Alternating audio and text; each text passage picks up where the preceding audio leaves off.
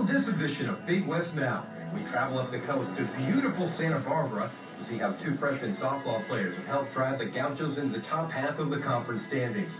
Then we set sail for the blue waters of Hawaii, where we meet up with the legend, Wahine volleyball coach Dave Shoji, who just completed his 38th season on the island.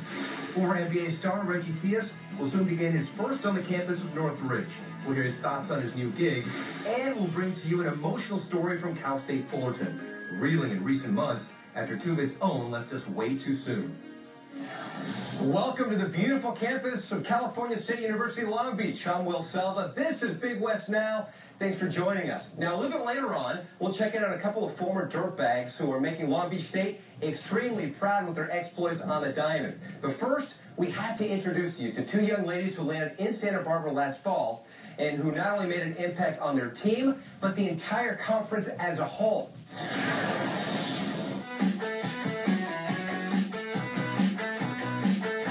They're a huge contribution. You know, they're two starting freshmen. Alex in the pitching mound, she's really composed, and you know, her first game she was really kind of nervous a little bit, but you know, she's come a long way since then, and we all feel really comfortable behind her, and she's just a good force to have on the mound. And Adi, you know, she came in as an infielder. And now she's playing outfield, top of the lineup, really consistent player, works really super hard, and just they're both all around just good players. When I first came in, I was kind of more dominantly an infielder, and this year I have kind of transitioned to be more of an outfielder.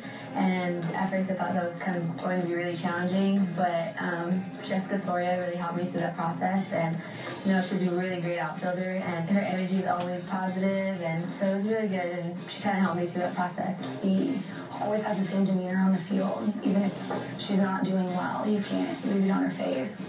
And I think even though she's a freshman, like, I even look up to her for that. And she's younger than me, so I think having that demeanor is something that's key, and I hope she sticks with that throughout the 4 years that she's here. It's all like about adjustments. I thought in high school, I mean, I don't want to talk bad about high school, but it was a little bit different. And then, like, compared also to travel ball, there was a big adjustment. Like, the pitching's different. Coming to college, it was a lot more challenging. Wasn't a surprise that Arianna did such a great job. She started off the season hot, and you know, she had a little bit of I think she got a lot of attention, and people started paying attention to her, but she's been coming back. So just this past weekend, we saw glimpses of what she was at the beginning of the season, and she's just a very consistent hitter, very athletic, but she has such a great bat and presence in the box. And you know, I don't know her exact height, but she plays like she's 5 inches taller than she actually is, and she's such a good kid. She's very committed to her academics. She does everything 100%. Like, I've never seen her do anything halfway or finish anything not how she wanted it to end.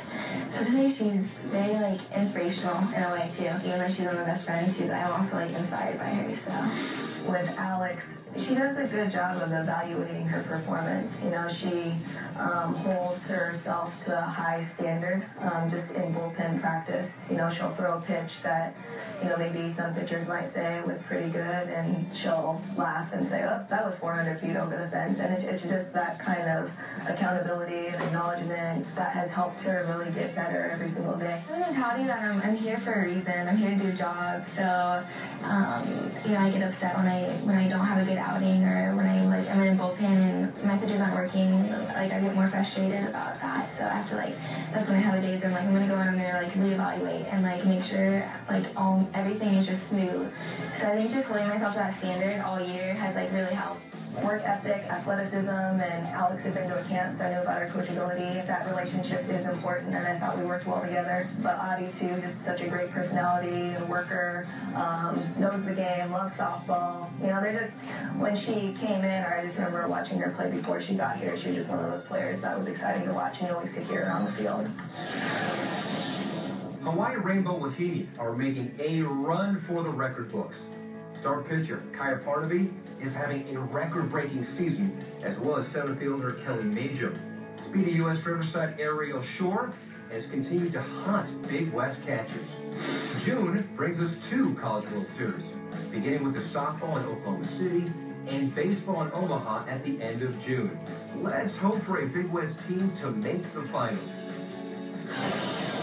Coming up after this timeout, we travel 2,500 miles to the west to the land of King Kamehameha, where present-day coach has created his own island legacy. Then a little later, we look back at two beautiful lives lost inside the Titan athletic family. Stay with us.